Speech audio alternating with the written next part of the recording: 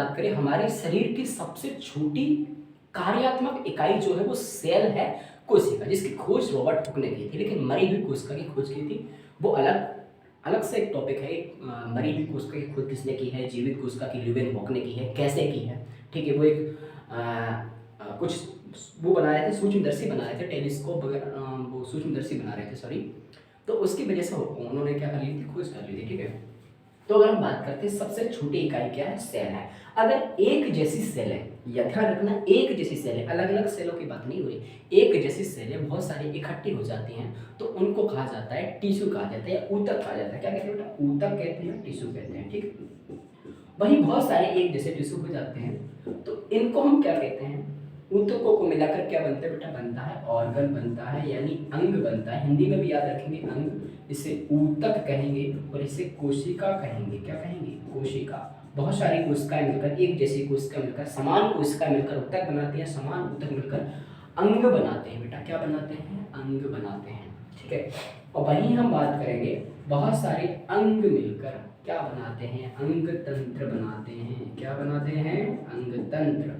ये याद रखना है, बहुत सारे अंग तंत्र बनके क्या बनाते हैं, एक शरीर बनाते हैं, शरीर का निर्माण करते हैं, पूरी बॉडी का निर्माण करते हैं, ठीक है। तो मैं अंग तंत्र पे आ गया था, यानी ऑर्गन सिस्टम। मैंने अंग तंत्र तक क्यों बताया, मैंने ये चीज पाचन तंत्र पर क्यों बताई, क्योंकि मुझे सिस्टम पकड़ना था। तो यहाँ पर जो सिस्टम तंत्र आया है ना, इसी को मेरे को पकड़ना था। अब ये बताओ कि जो पाचन तंत्र लिखा है ना, तंत्र किससे मिलकर बनता है, अंगों से मिलकर बनता है। इसका मतलब ये है कि डाइजेस्टिव सिस्टम में, पाचन तंत्र में एक से ज्यादा अंग होंगे, होंगे कि नहीं होंगे। जैसे कि हमें पता है लीवर है, ये पाचन तंत्र का भाग है, आमाशय है पाचन तंत्र का भाग है, छोटी आंत है, बड़ी आंत है, अग्नाशय है, ये सब क्या है, पाचन तंत्र के भाग है। तो पाचन तंत्र जो है बहुत सारे अंगों से मिलकर बना है, ठीक, ये आपको क्लियर होना चाहिए। लेकिन होता क्या है पाचन तंत्र, ये भी तो आपको पता होना चाहिए। तो हम जो भी खाते हैं, जैसे हम क्या खाते हैं, हम रोटी सब्जी खाते हैं, तो हम रोटी सब्जी तो खाते हैं, लेकिन हम खाते क्या हैं, तो हम कार्बोहाइड्रेट, प्रोटीन, वसा। ज़्यादातर अपन कहते हैं कि जो अपन मैक्रो चीज़ें खाते हैं ना, वो यही खाते हैं। फिर माइक्रो खाते हैं, छोटी छोटी कम कम चीज़ें, विटामिन हैं, ठीक है, आपके खनिज हैं, मिनरल्स वगैरह हैं। लेकिन हम मुख्य रूप से बात करें तो हम कार्बोहाइड्रेट, प्रोटीन, वसा खाते हैं, जो कि एक जटिल होता है, जटिल भोज्य पदार्थ है। कैसा भोज्य पदार्थ है, जटिल भोज्य पदार्थ है। कहीं तो हम स्टार्च के रूप में ले रहे हैं, ठीक है, कार्बोहाइड्रेट स्टार्च के रूप में ले रहे हैं, लेकिन आखिर में तोड़ देंगे तो ग्लूकोज बना देंगे। क्या बना देंगे, ग्लूकोज बना देंगे। यानी अगर हम बात करें जब भोजन खाते हैं तो हम कैसा खाते हैं बेटा, जटिल खाते हैं, यानी हम जटिल खाद्य पदार्थ खाते हैं। जटिल खाद्य पदार्थ, अगर ये जटिल खाद्य पदार्थ सरल खाद्य पदार्थ में टूट जाए, किसमें, सरल खाद्य पदार्थ में टूट जाए, तो इसी को हम पाचन कहते हैं या पाचन तंत्र कहते हैं। लेकिन ये परिभाषा पूरी नहीं हुई है, ठीक है। जब भी जटिल खाद्य पदार्थ रासायनिक क्रियाओं के द्वारा, याद रखेंगे पाचन तंत्र जो क्रिया है एक रासायनिक क्रिया है। कैसी क्रिया है, रासायनिक क्रिया है, याद रखेंगे। और एक भौतिक क्रिया है, रासायनिक भौतिक क्रिया। भौतिक क्रिया कैसे है, तो भौतिक क्रिया में दिखाई दे रहा है, जैसे हम भोजन खाते हैं, मुख में जैसे ही जाता है, दांत लगे लगे लगे लगे रगड़ाई बनाते हैं उनके भोजन की, तो ये तो हो गई फिजिकली, यानी भौतिक क्रिया हो गई।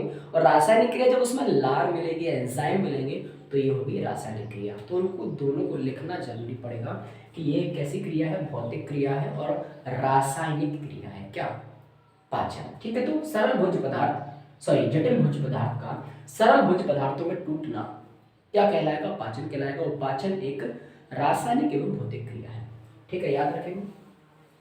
अब हमें पता है कि हम क्या क्या खाते हैं, तो हम खाते हैं कार्बोहाइड्रेट, कार्बोहाइड्रेट, दूसरी प्रोटीन, तीसरी वसा, चौथा विटामिन, पांचवा खनिज, ठीक है, खनिज वगैरह खाते हैं, पानी भी पीते हैं, ओके। तो हम बात करें कार्बोहाइड्रेट का जो पाचन होता है, तो आखिर में कार्बोहाइड्रेट किस में टूट जाता है, कार्बोहाइड्रेट का सबसे छोटा या सरलतम रूप क्या है, सरलतम अणु क्या है, तो याद रखना है कार्बोहाइड्रेट टूटता है ग्लूकोज में। किस में टूट जाता है, ग्लूकोज में, ठीक है। तो ये प्रोटीन किस में टूटती है, तो प्रोटीन टूट जाती है अमीनो अम्ल में, अमीनो अम्ल में, याद रखेंगे अमीनो अम्ल। वहीं हम बात करें वसा, तो बसी अम्ल में टूटता है, बसी अम्ल, और ग्लिसरॉल में भी टूटता है, प्लस ग्लिसरॉल भी लिखा मिलता है आपको, ग्लिसरॉल, ठीक है, बसी अम्ल में टूट जाता है। वहीं हम विटामिन की बात करें, खनिज की बात करें या पानी की बात करें, ये किसी में नहीं टूटते क्योंकि ये पहले से ही छोटे छोटे अणु रहते हैं, तो इनका पाचन नहीं होता है, ठीक है, ये पचे पचाए रहते हैं। विटामिन है, खनिज है और पानी है। पानी से हमें कोई एनर्जी नहीं मिलती, ऊर्जा नहीं मिलती, लेकिन हमारे पाचन के लिए बहुत ज़्यादा जरूरी होता है, क्योंकि हमारा जो मेटाबॉलिज्म होता है, उपापचय दर होती है, उसके लिए पानी बहुत ज़्यादा इंपॉर्टेंट है। क्योंकि दो तरीके से दर होती है, एक दर होती है अपनी मेटाबॉलिज्म में, एक उपचय होती है, एक अपचय होती है, ठीक है, तो दोनों अलग है। अपचय में क्या होता है, उपचय में क्या होता है, वो मैं आगे बताने वाला हूँ कि उपचय क्या है, अपचय क्या है, ठीक है। होती क्या है उपापचय क्रिया, होती क्या है, तो शरीर के अंदर, हमारे शरीर के अंदर जो कोशिकाओं में क्रियाएं चल रही है ना, सारी सारी जैव रासायनिक क्रिया, उन्हें उपापचय उपापचय दर या उपापचय क्रियाएं कहते हैं, ठीक है। शरीर के भीतर जितनी भी कोशिकाएं हैं, कोशिकाओं के अंदर जो भी चलने वाली जैव रासायनिक क्रियाएं हैं ना, शरीर के अंदर जितनी भी क्रियाएं चल रही हैं, क्या कहला रहा है, उपापचय क्रिया कहला रही है। कितने प्रकार की हैं, तो दो प्रकार की हैं। कितने प्रकार की हैं बेटा, दो प्रकार की हैं। एक होती है एनाबॉलिज्म, जिसे अपन उपचय कहते हैं, और एक होती है अपचय, जिसे कैटाबॉलिज्म कहते हैं। क्या कहते हैं, कैटाबॉलिज्म, अपचय। तो विटामिन है, खनिज से पानी, इनका पाचन नहीं होता है, ये दूसरे अणुओं में नहीं टूटते हैं। विटामिन की बात करें तो विटामिन हमारे शरीर की रक्षा करते हैं बीमारियों से, जैसे कि विटामिन ए है, हमारी शरीर की रक्षा करता है, हमारी आंखों की रक्षा करता है, जिससे रतौंधी रोग नहीं होता है। विटामिन बी 1 है, थायमिन, जिसे अपन थायमिन भी कहते हैं, बेरी बेरी नामक रोग से रक्षा करता है। विटामिन बी 5 है, जो हमारे बालों को सफ़ेद नहीं होने देता है। विटामिन बी 7 है, जिससे बालों झड़ते नहीं है, विटामिन बी 7 की वजह से। बहुत सारे विटामिन हैं, वो विटामिन की क्लास अलग रहती है, ठीक है। वहीं हम खनिज की बात करें तो खनिज में बहुत सारे ऐसे खनिज हैं जो हमारे लिए जरूरी होते हैं, जैसे कि कैल्शियम है, हमारे हड्डियों के लिए जरूरत है। लोहा है, हमारे खून के लिए जरूरत है उसकी, ठीक है। बहुत सारे पोटेशियम है, हमारे हृदय की धड़कन जो होती है पोटेशियम की वजह से धड़कती है, यानी अच्छा रहता है पोटेशियम हमारे हृदय की धड़कन के लिए, ये भी आपको याद रखना है, ठीक है। पानी है, तो पानी मैंने बता दिया, पानी से कोई एनर्जी नहीं मिलती है, लेकिन उपापचय दर के लिए या उपापचय क्रियाओं के लिए, मेटाबॉलिज्म के लिए पानी बहुत ज़्यादा जरूरी होता है, ठीक है। आगे देखते हैं, तो ये आपको समझ में आ गया होगा। आगे हम देखते हैं कि जब भी हम भोजन खाते हैं, जब भी हम क्या करते हैं, भोजन खाते हैं, तो कहाँ जाता है, तो वो तो सही है, कहाँ जाएगा, मुंह में जाएगा। कहाँ जाएगा, सबसे पहले जाएगा मुंह में। तो मैं बनाता हूँ आपका मुंह, ठीक है, मुंह बनाता हूँ, ये नाक बन गई है, ये मुंह बन गया है, और ये गला बन गया है। अब जैसा बनना है वैसा, ठीक है। जैसे ही भोजन मुंह में जाएगा, और मुंह में क्या पाए जाते हैं बेटा, दांत पाए जाते हैं। क्या क्या पाए जाता है, मुंह में दांत पाए जाते हैं, जीभ पाई जाती है, लार ग्रंथियां पाई जाती हैं, ठीक है। तो दांत पाए जा रहे हैं, क्या पाए जा रहा है बेटा, दांत पाए जा रहे हैं। अब दांत भी चार प्रकार के हैं। दांत कितने प्रकार के, चार प्रकार के, कृतंक, रत्नक, अग्र चवर्णक, चवर्णक। इनका फॉर्मूला होता है 2 1 2 3/2 1 2 3 गुणा 2 से कर दो, ठीक है। तो ये फॉर्मूला है, आपको किताब में मिलेगा, बिल्कुल मिलेगा कि इसका फॉर्मूला है 2 1 2 3 2 1 2 3। मैं बता, चलो मैं बना के बताता हूँ आपको। जैसे कि हमारे जबड़े हैं ना दो, एक ऊपर वाला जबड़ा है, एक नीचे वाला जबड़ा है, ठीक है। याद रखेंगे दो जबड़े हैं। अगर हम हिलाने की कोशिश करें तो हम नीचे वाले जबड़े को हिला सकते हैं, ऊपर वाला जबड़ा हमारा कभी हिलता नहीं है, याद रखना है, ठीक है। कोशिश करो है। तो अगर हम बात करें हमारे दांतों की, तो दांतों में सबसे पहले बात करें यहाँ की, ठीक है, यहाँ। तो यहाँ पर चार दांत सामने ही होते हैं। मैं ऊपर बता दूँ, सेम नीचे इसी प्रकार नीचे रहेंगे। तो ऊपर चार दांत ऊपर है ना, उन्हें कहते हैं इंसीजर्स, या इसको स्माइल टीथ भी कहते हैं। जब हम हंसते हैं या मुस्कुराते हैं, ये दिखाई देते हैं, और बच्चों में सबसे पहले यही आते हैं। तो ये कितने होते हैं, चार होते हैं। चार ऊपर तो चार नीचे भी होंगे, ठीक है। उसी प्रकार अगर हम बात करें उसके बाद कौन से होते हैं, तो उसके बाद होते हैं क्या, कृतंक होते हैं। क्या होते हैं, पहला इंसीजर्स, सॉरी इंसीजर्स को ही कृतंक कहते हैं। दूसरा है रत्नक, जो कि पैने होते हैं। वो क्या होते हैं, पैने होते हैं, देखना क्या होते हैं, पैने होते हैं, ठीक है। तो कृतंक है यहाँ पर, ये इंसीजर्स है पूरे, ये कृतंक है। फिर होता है प्रीमोलर, कितने होते हैं बेटा, तो ये है premolar, premolar premolar premolar premolar, ठीक है। फिर होते हैं कौन, मोलर, ठीक है, ठीक है। ये क्या है, मोलर है। तो यहाँ पर मोलर हो गए 1 2 3 4 5 6 7 8 9 10 11 12 13 14 15 16, यानी 16 हो गए मोलर्स। 3 अदर होते हैं, तो 16 ऊपर हो जाएंगे, इसी प्रकार 16 क्या हो जाएंगे, नीचे हो जाएंगे दांत। ठीक है, जिसमें से 20 दांत ऐसे होते हैं जो दूध के दांत कहलाते हैं। ठीक है, और बाकी के 12 दांत ऐसे हैं जो स्थायी दांत, परमानेंट दांत कहलाते हैं हमारे। ठीक है, अगर हम दांतों की बात करते हैं तो दांतों की जो मजबूती होती है वो कैल्शियम की वजह से होती है, और दांतों का जो निर्माण होता है वो फास्फोरस की वजह से होता है। दांतों का निर्माण फास्फोरस की वजह से और दांतों की मजबूती कैल्शियम की वजह से होती है। अगर पूछा जाता है कि दांतों में कौन सा नमक पाया जाता है, तो कैल्शियम फॉस्फेट नमक पाया जाता है। कौन सा, कैल्शियम फॉस्फेट। ये भी पूछा जाता है कि दांतों को, जो हमारे दांतों के ऊपर जो लेयर होती है ना व्हाइट व्हाइट, इसे अपन इनामिल कहते हैं। क्या कहते हैं, इनामिल। और ये हमारे शरीर का सबसे कठोर भाग है। क्या है, सबसे कठोर भाग है। ठीक है, ये आपको याद रखना है। अब ये इनामिल को सुरक्षा कौन प्रदान करता है, तो फ्लोरीन प्रदान करता है। कौन करता है, फ्लोरीन। फ्लोरीन अगर अच्छा है तो इस इनामिल को क्या करेगा, सुरक्षा प्रदान करेगा। अगर ज़्यादा भी हो जाता है फ्लोरीन तो फिर डैमेज होने लगता है। ठीक है, यानी कि फ्लोरीन ज़्यादा भी नहीं होना चाहिए और कम भी नहीं होना चाहिए। अब हम अगर बात करें तो ये मुंह में गया भोजन, तो दांतों ने इसको चबाया, दांतों ने क्या किया, चबाया। अब हमारे शरीर में या हम मुंह में कह सकते हैं 3 प्रकार की लाल ग्रंथियां हैं। एक है पैरोटिड, जो कान के पास पाई जाती है, पैरोटिड ग्रंथि सबसे बड़ी ग्रंथि होती है। याद रखेंगे, लाल ग्रंथियों में सबसे बड़ी ग्रंथि पैरोटिड है, जो कान के पास पाई जाती है। एक है सब मैंडिबुलर और एक है मैंडिबुलर। ठीक है, एक है सब मैंडिबुलर और एक है मैंडिबुलर, जो हमारे एक तो जीभ के नीचे पाई जाती है। ठीक है, जीभ के नीचे आप हाथ लगा के देखना, जिसको जितना टच करोगे ना उतनी ही लार ज़्यादा निकलती है। ठीक है, तो 3 प्रकार की क्या पाई जाती है, 3 प्रकार के हमारे लार ग्रंथियाँ याद रखेंगे, किताबों में आसानी से मिल जाएगा, मैंने बता दिया है। इनसे क्या निकलता है, तो इनसे एंजाइम निकलते हैं। पहले तो लार मिलेगी किसमें, भोजन में मिलेगी। ठीक है, और लार में क्या पाया जाता है, लार में पाया जाता है बेटा एंजाइम। एंजाइम कौन सा है, तो टाइलिन एंजाइम है। कौन सा है, टाइलिन, जिसे अपन लार एमाइलेज भी कहते हैं। क्योंकि लार क्यों लगा दिया, लार एमाइलेज। लार एमाइलेज इसलिए लगाया है क्योंकि अग्नाशय से भी एमाइलेज निकलता है, जिसे अपन अग्नाशय एमाइलेज कहते हैं, इसलिए एमाइलेज के आगे मैंने लार एमाइलेज लगाया है। यानी कि जो एंजाइम निकल रहा है लार से वो कौन सा है, टाइलिन है, और इसी को अपन कहते हैं लार एमाइलेज।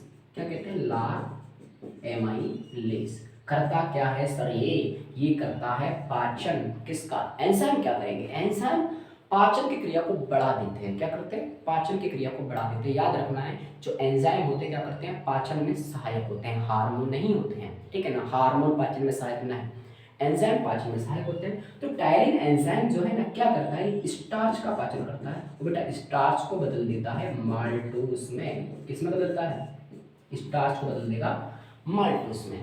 ठीक है, स्टार्च को किसमें बदलेगा, माल्टोस में बदलेगा। हमें पता है माल्टोज जो है ना, माल्टोज ये डाइसेकेराइड है। क्या है, डाइसेकेराइड है। ठीक है, और स्टार्च है पॉलीसेकेराइड।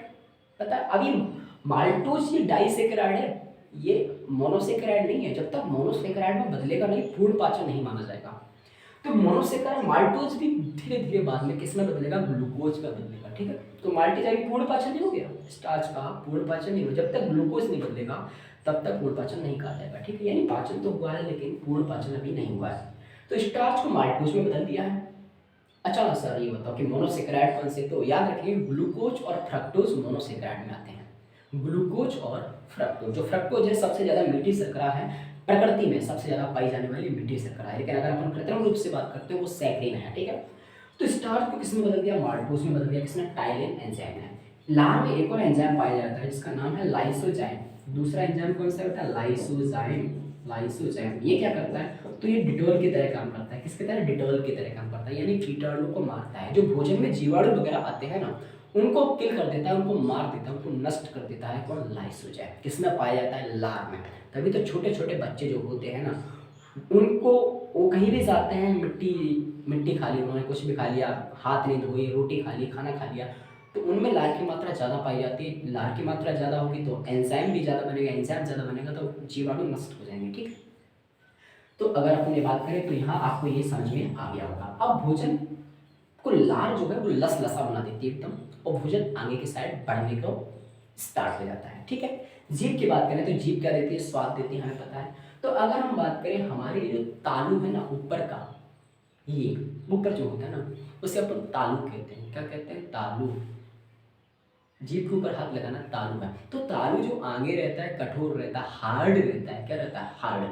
वहीं हम बात करें तालु की, तो तालु पीछे की साइड जाता जाता जाता जाता पीछे की साइड होता होता मुलायम होने लगता है। क्या होने लगता है, मुलायम होने लगता है। तो मान लीजिए ये तालु है आपका, और तालु यहाँ पर बहुत कठोर है, बहुत कठोर है, और धीरे धीरे धीरे पीछे पीछे की साइड जाता हुआ मुलायम होता है, और यहाँ पर लटक जाता है। क्या हो जाता है बेटा, लटक जाता है, और इस घंटी की तरह लटक जाता है, घंटी की तरह। देखा होगा कभी शीशा में जाना तो ऐसे आ करना, और एक देखना एक घंटी से लटकी है, वो क्या है, वो आपका तालु है।